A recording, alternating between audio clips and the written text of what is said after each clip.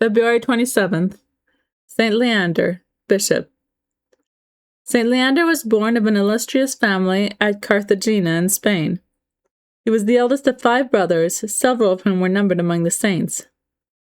He entered into a monastery very young, where he lived many years, and attained to an eminent degree of virtue and sacred learning. These qualities occasioned his being promoted to the see of Seville, but his change of condition made little or no alteration in his method of life, though it brought on him a great increase of care and solicitude. Spain at that time was in possession of the Visigoths. These Goths, being infected with Arianism, established this heresy wherever they came, so that when St. Leander was made bishop, it had reigned in Spain 100 years.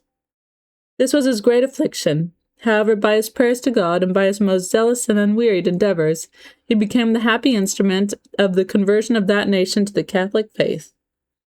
Having converted, among others, Hermenegild, the king's eldest son and heir apparent, Leander was banished by King Leovigild. This pious prince was put to death by his unnatural father, the year following, for refusing to receive communion from the hands of an Arian bishop. But touched with remorse not long after, the king recalled our saint, and falling sick and finding himself past hopes of recovery, he sent for St. Leander and recommended to him his son Recared. This son, by listening to St. Leander, soon became a Catholic and finally converted the whole nation of the Visigoths. He was no less successful with respect to the Suevi, a people of Spain whom his father Leovigild had perverted.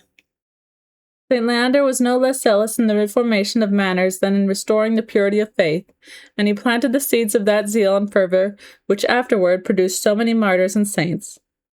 This holy doctor of Spain died about the year 596 on the 27th of February, as Mabillon proves from his epitaph. The Church of Seville has been a metropolitan see ever since the 3rd century.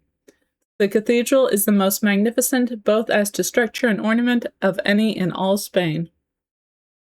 Ave Maris,